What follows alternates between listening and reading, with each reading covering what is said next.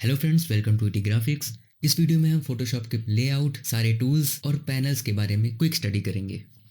Friends, Photoshop बहुत ही ज़्यादा useful software है और आप चाहे ग्राफिक डिज़ाइनर हो, आप चाहे फ़ोटो एडिटर हो या आप अपनी सोशल मीडिया प्रोफाइल को चेंज करना चाहते हैं तो आपको फोटोशॉप बहुत ही ज़्यादा हेल्प करने वाला है। बट जो बिगिनर्स होते हैं वो फोटोशॉप की एडिटिंग तो देखते हैं पर उन्हें फोटोशॉप यूज़ करने में बहुत ही ज़्यादा प्रॉब्लम आती है। वैसे तो फ्रेंड्स, फ़ोटोशॉप अपने आप में ही बहुत बड़ा टॉपिक है। ग्राफिक डिज़ाइनिंग के फील्ड में अगर आप फ़ोटोशॉप सीखें तो इसे एक वीडियो में कभी भी कंप्लीटली लर्न नहीं किया जा सकता। बट अगर आपको फ़ोटोशॉप बहुत ही ज़्यादा टफ लगता है तो मैं आपको बता दूं कि वीडियो के एंड तक आप लोगों को फ़ोटोशॉप की बेसिक नॉलेज हो जाएगी। आप सभी टूल को ईजिली यूज़ कर पाएंगे और सारे टूल्स की फंक्शन के बारे में आपको आइडिया मिल जाएगा। तो वीडियो के एंड तक बने रहें।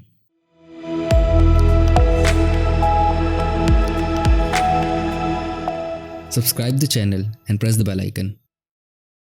फ्रेंड्स, जो लोग फोटोशॉप यूज़ करते हैं उनका बहुत ही ज़्यादा फेवरेट सॉफ्टवेयर है फोटोशॉप, चाहे वो फ़ोटो एडिटिंग के मामले में हो चाहे वो ग्राफिक डिज़ाइनिंग के मामले में हो। तो वीडियो को ज़्यादा लंबा ना खींचते हुए वीडियो को स्टार्ट करते हैं। तो चलिए फ्रेंड्स, यहाँ से हम फोटोशॉप ओपन कर लेंगे। तो फ्रेंड्स, जब आपका फोटोशॉप ओपन होके आएगा तो कुछ इस तरह का लेआउट रहेगा। यहाँ पे आपके बेसिक टूल्स रहेंगे। यहाँ पे आपका जो भी आप टूल बार लगाएंगे वो रहेगा यहाँ पे, और यहाँ ऊपर ऑप्शन दिए होंगे। तो ये आपका इंटरफेस इस तरह से ओपन होके आ जाएगा। मैंने यहाँ पे हिस्ट्री का टूल बार ऐड किया हुआ है और उसके बगल पे यहाँ पे प्रॉपर्टीज़ का, उसके नीचे मेरा कलर पैनल है और यहाँ पे आपका स्विचेस, उसके नीचे यहाँ पे लेयर्स, चैनल एंड पाथ। आप किसी भी टूल बार को क्लिक करके ऐसे ड्रैग करके अपनी जो भी डिज़ायर पोजीशन है जहाँ पे आपको लगाना है वहाँ पे आप इसको सेट कर सकते हैं। जैसे हिस्ट्री को मुझे यहाँ पे लगाना है, जैसे भी आप चाहें वैसे आप यहाँ पे लेआउट लगा सकते हैं। अगर आपको कोई टूल बार यहाँ पे शो नहीं हो रहा है तो आप विंडोज में जाके यहाँ इस तरह से कोई भी टूल बार यहाँ पे लगा सकते हैं।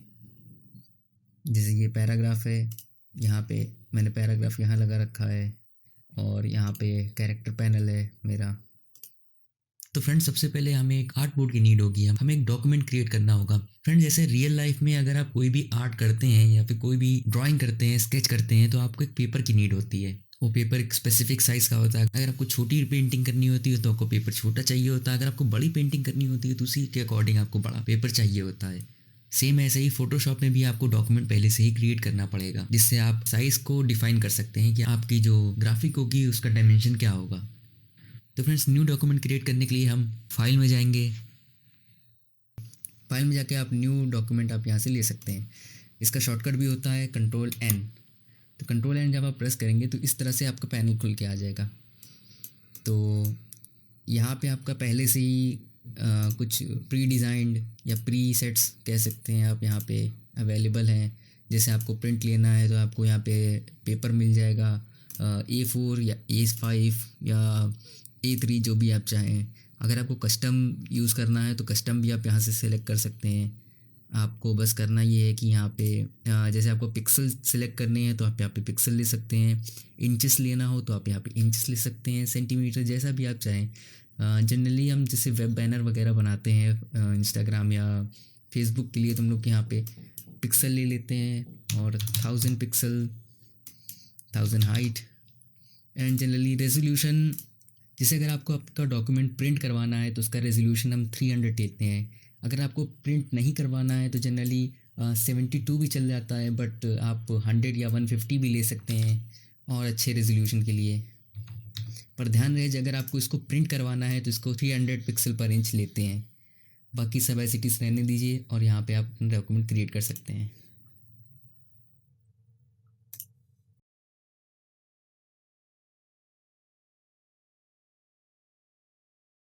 तो सबसे पहले आपको बेसिक डिस्क्रिप्शन बता देता हूँ। अब जैसे लेयर पैनल में जो भी आपकी लेयर होगी, जैसे अभी हमारे पास कोई लेयर नहीं है, सिर्फ बैकग्राउंड है ये, तो यहाँ पे लेयर पैनल पे यहाँ पे बैकग्राउंड आ रहा है। बैकग्राउंड के आगे जो आई जैसा बटन दिख रहा है, इसको अगर आप डिसेबल कर देंगे तो ये बैकग्राउंड चला जाएगा। बट उससे पहले हमें ये ध्यान देना है, यहाँ पे लॉक लगा हुआ है। किसी भी लेयर पे अगर लॉक लगा हुआ है तो आप उसको डायरेक्टली एडिट नहीं कर सकते हैं जब तक आप उसको अनलॉक ना कर लें। जैसे ही आप इसको अनलॉक कर लेंगे उसके बाद आप इसको एडिट कर सकते हैं। इसको आप डिसेबल कर देंगे तो देखिए यहाँ पे डिसेबल हो गई वो लेयर, जो वाइट बैकग्राउंड था वो चला गया है। आपको चेक्ड पैटर्न दिख रहा होगा, इसका मतलब होता है कि ये यहाँ पे ट्रांसपेरेंट हो चुका है। मतलब अगर यहाँ पे कोई चीज़ नहीं है तो ये ट्रांसपेरेंट दिखाएगा। अगर आप इसको वापस आई प्रेस कर देंगे, विजिबल कर देंगे इस चीज़ को, इस लेयर को, तो वो वापस से आ जाएगा। अब यहाँ पे हम वापस से लॉक लगा देते हैं, क्योंकि हम नहीं चाहते कि हम जो भी आर्ट वर्क करें या फिर जो भी हम डिज़ाइनिंग करें तो ये लेयर भी मूव हो। तो हम इसको यहाँ पे लॉक लगा देंगे। तो सबसे पहले हम यहाँ पे एक ऑब्जेक्ट क्रिएट कर लेते हैं। फॉर एग्जांपल एक सर्कल क्रिएट कर लिया है ब्लैक कलर का। तो अब हमारे लेयर पैनल पे 2 लेयर्स आ गई हैं। एक लेयर हमारी जो बैकग्राउंड लेयर थी और एक इलिप्स आ गया है, इलिप्स 1। ये मूव टूल होता है, इसका शॉर्टकट होता है वी। अगर आप वी प्रेस करेंगे तो भी टूल ऑटोमेटिकली सिलेक्ट हो जाएगा। मूव टूल से आप किसी भी ऑब्जेक्ट को या किसी भी लेयर को मूव कर सकते हैं। जैसे फॉर एग्जांपल यहाँ पे एक सर्कल है, हम एक और बना देते हैं, एक और बना देते हैं। ध्यान रहे अगर आपका ये इलिप्स सिलेक्टेड है और अगर आपने दूसरा इलिप्स बनाया तो उसी लेयर पे ही बना देगा वो दूसरा। तो आपको इसको डिसेलेक्ट भी करना होगा। आपको मूव टूल लीजिए और यहाँ पे क्लिक कर दीजिए तो वो ऑब्जेक्ट डिसेलेक्ट हो जाएगा। उसके बाद ही आप दूसरा ऑब्जेक्ट यहाँ से बनाइए, ताकि ये अलग अलग लेयर्स में एक एक ऑब्जेक्ट आ जाए, जिससे कि अगर हम किसी लेयर को मूव करें तो वो पार्टिकुलर वही ऑब्जेक्ट मूव हो, दूसरा कोई ऑब्जेक्ट मूव ना हो। मूव टूल से आप किसी भी ऑब्जेक्ट को या किसी भी लेयर को मूव कर सकते हैं। तो ये हो गया मूव टूल। इसके बाद आता है मार्क्यू टूल। तो इसमें अगर राइट क्लिक करेंगे तो आपको 2 ऑप्शन मिल जाएंगे, रेक्टेंगुलर मार्क्यू टूल और इलिप्टिकल मार्क्यू टूल। अब जैसे मैं रेक्टेंगुलर मार्क्यू टूल लेता हूँ, इसको शो करने के लिए मैं यहाँ पे एक इमेज ओपन कर लेता हूँ, जैसे कि है। तो रेक्टेंगुलर मार्क्यू टूल में ये होता है कि आप इतना पोर्शन जैसे आपने सिलेक्ट कर लिया, फिर उसको अगर आप राइट क्लिक करेंगे तो आप उसको कट कर सकते हैं, कॉपी कर सकते हैं। तो उतना ही पोर्शन आपका कॉपी हो जाएगा। अगर मैं ये बैकग्राउंड लेयर डिसेबल कर देता हूँ तो ये देखिए आपका उतना ही पोर्शन कॉपी हो गया है। इसी तरह से इलिप्टिकल मार्क्यू टूल है। इलिप्टिकल मार्क्यू टूल में से आपने इतना पोर्शन ले लिया, इसको कॉपी कर लिया, तो इतना पोर्शन आपका सिलेक्ट हो जाएगा। ये वापस से आते हैं,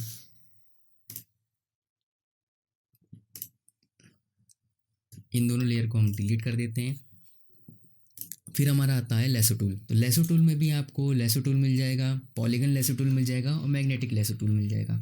लेसो टूल से ये आप अपना डिज़ायर शेप आप चूज़ कर सकते हैं यहाँ से।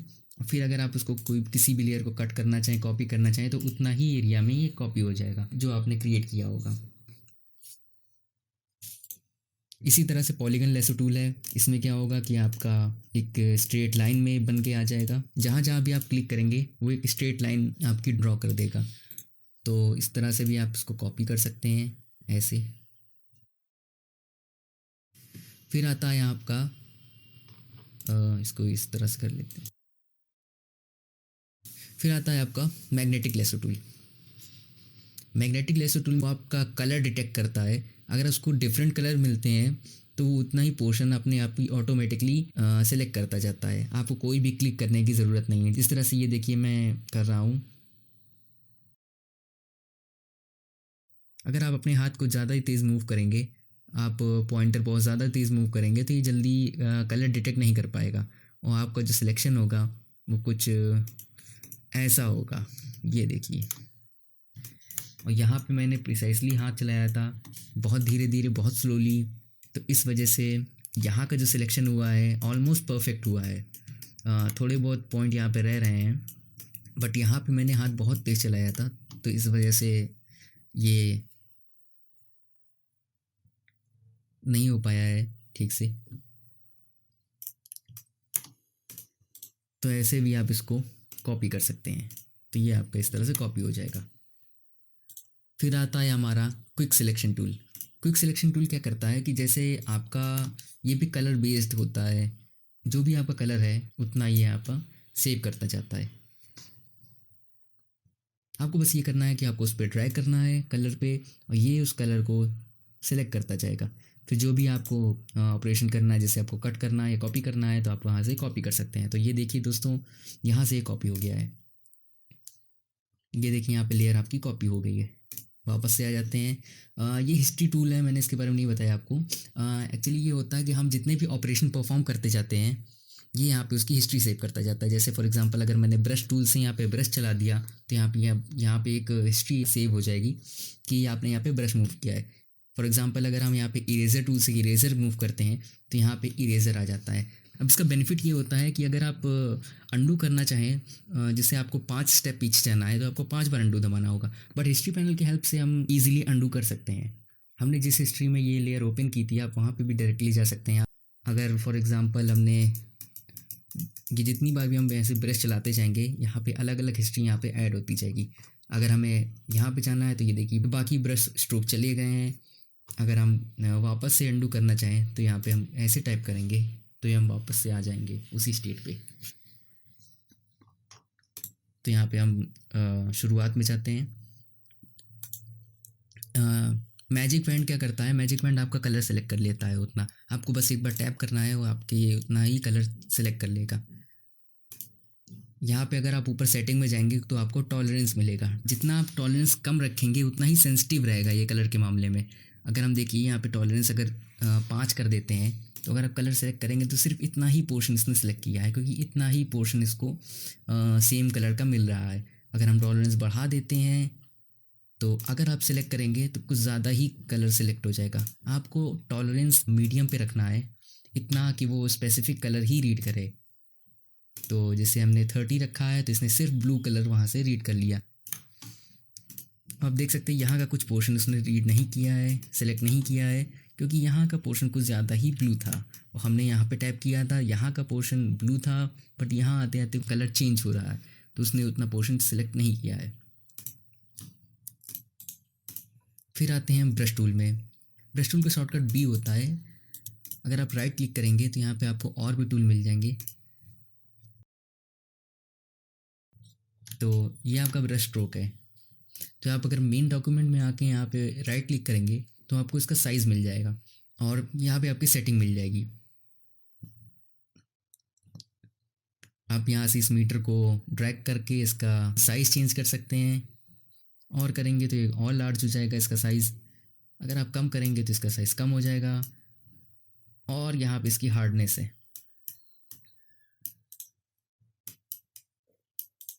अगर हम हार्डनेस कम रखेंगे, तो ये थोड़ा ब्लरी टाइप शो होगा। अगर हम हार्डनेस बढ़ा देते हैं, तो ये कुछ इस तरह चलेगा। यहाँ पे आप कुछ और ब्रश स्ट्रोक भी सिलेक्ट कर सकते हैं। आपका जिस तरह के आपका वर्क होगा, उस हिसाब से आप यहाँ पे ब्रश स्ट्रोक सेलेक्ट करेंगे। ये देखिए, यहाँ पे अगर ऊपर आप आ जाएंगे, तो आपको कई ऑप्शन मिल जाएंगे। यहाँ पे आपको ओपेसिटी मिल जाएगा, फ्लो मिल जाएगा, स्मूथनेस मिल जाएगी। अब ओपेसिटी तो आप जानते हैं क्या होता है। अगर आप ओपेसिटी कम कर देंगे, तो ये कुछ इस तरह चलेगा। अगर आप फ्लो कम कर देंगे, तो ओपेसिटी तो इतनी ही रहेगी, बट इतना डार्क ब्रश स्ट्रोक के लिए आपको 2-3 बार इस पर ड्रैग करना पड़ेगा। अगर आप फ्लो और भी कम कर देंगे, तो ये कुछ ऐसा चलेगा।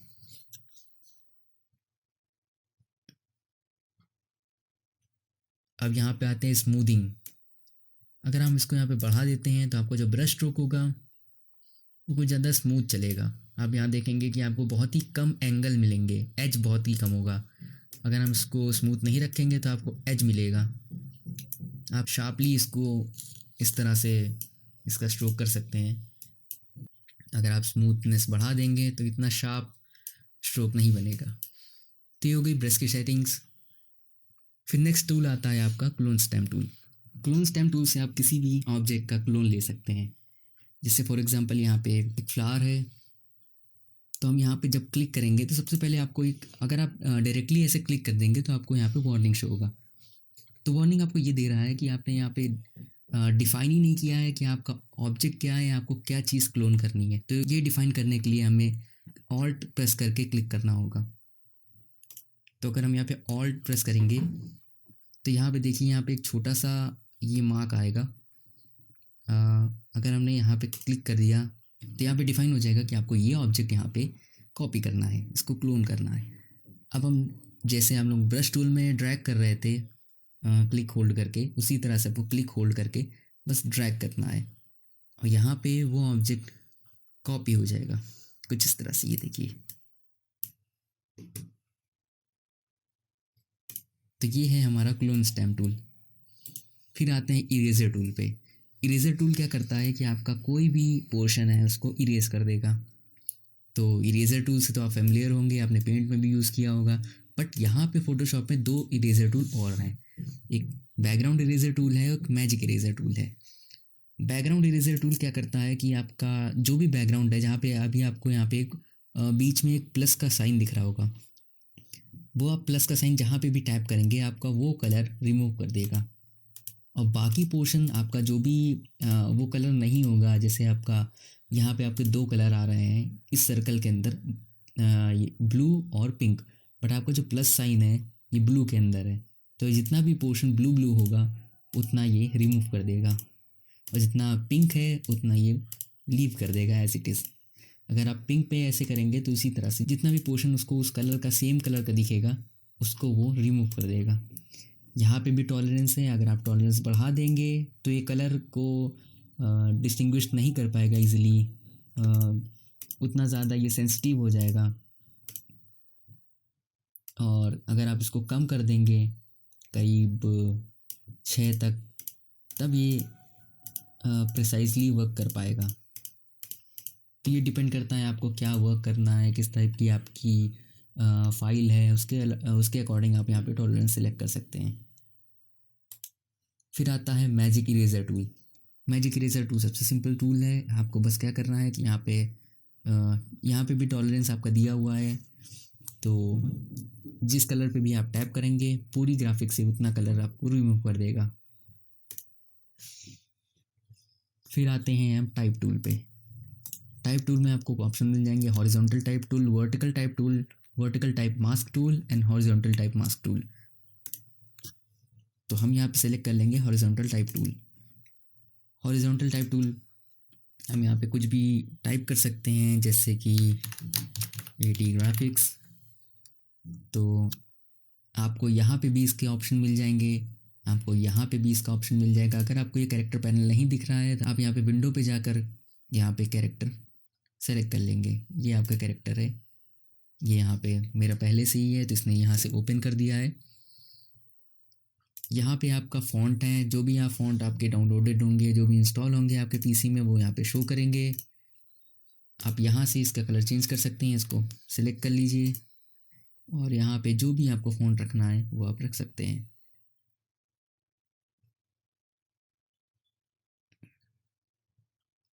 जो भी आपको फ़ॉन्ट रखना है वो आप यहाँ पे रख सकते हैं। यहाँ पे आप इसको यहाँ पे आप इसका साइज़ डिफ़ाइन कर सकते हैं। अगर यहाँ से आपको साइज़ ज़्यादा चाहिए तो आप क्या करेंगे, आप इसको सेलेक्ट कर सकते हैं, सेलेक्ट ऑल। मैंने यहाँ कंट्रोल ए प्रेस करके सेलेक्ट ऑल कर दिया है और यहाँ पे टी लिखा हुआ है, यहाँ से क्लिक होल्ड करके लेफ़्ट और राइट ड्रैग करेंगे तो आपका जो टेक्स्ट साइज़ है ये एज अ मीटर आपको वर्क करेगा। आप अगर लेफ़्ट ड्रैग करेंगे तो इसकी वैल्यू कम होती जाएगी, अगर आप राइट ड्रैग करेंगे तो इसकी वैल्यू इंक्रीज़ होती जाएगी।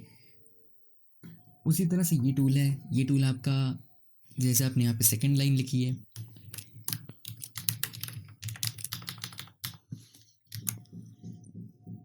सेलेक्ट ऑल कर लीजिए, तो ये दो लाइन के बीच में स्पेसिंग इंक्रीज़ या डिक्रीज़ करने के काम आता है। इसी तरह से यहाँ भी इसका मीटर है, आप इसको ड्रैग कर लीजिए तो आपको जितनी भी स्पेसिंग रखनी हो दोनों लाइंस के बीच में वो आप यहाँ से सिलेक्ट कर सकते हैं। मैंने यहाँ पे ऑटो कर रखा है। उसी की तरह से आपके हर कैरेक्टर के बीच में स्पेसिंग के लिए ये ऑप्शन है, अगर आप इसको इंक्रीज कर देंगे तो आपके कैरेक्टर के बीच की स्पेसिंग बढ़ जाएगी, कम करने पे आपके कैरेक्टर के बीच की स्पेसिंग कम हो जाएगी। तो मैं इसको भी यहाँ 0 पे कर दूंगा। उसी तरह से आपकी यहाँ पे आपका जो टेक्स्ट होगा उसकी हाइट है और यहाँ पे टेक्स्ट की विड्थ है। यहाँ से आप अपने टेक्स्ट को बोल्ड कर सकते हैं, इटैलिक कर सकते हैं। अगर आपने स्मॉल केस और अपर केस साथ में यूज़ किए हुए हैं तो ये यहाँ पे प्रेस करके आप ऑल अपर केस कर सकते हैं या ऑल लोअर केस कर सकते हैं।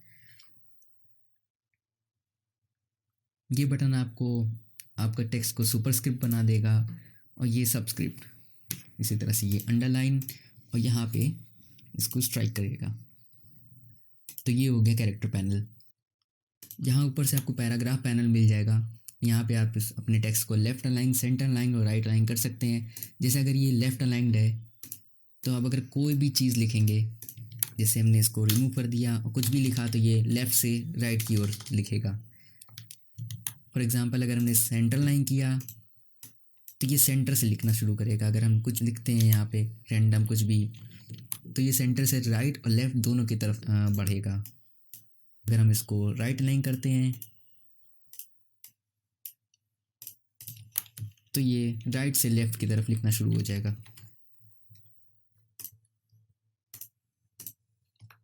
यही सेम पैराग्राफ पैनल मैंने यहाँ पे भी ऐड कर के रखा हुआ है, आपको विंडो में यहाँ पे मिल जाएगा। तो फ्रेंड्स वीडियो को यहीं पे पॉज करते हैं। जितने टूल्स के बारे में अभी हम लोगों ने सीख लिया है, आप उनकी प्रैक्टिस कीजिएगा, उन्हें सीखिएगा। अगर आपको कोई भी डाउट हो तो उसको कमेंट में ज़रूर पूछिएगा। वीडियो का सेकंड पार्ट जल्दी ही आएगा जिसमें हम आगे के टूल बार और बाकी पैनल्स के बारे में स्टडी करेंगे। तब तक के लिए बाय बाय। वीडियो पसंद आया हो तो उसे लाइक कीजिए, शेयर कीजिए और हमारे यूट्यूब चैनल को सब्सक्राइब कीजिए। मिलते हैं अगली वीडियो में। Thank you.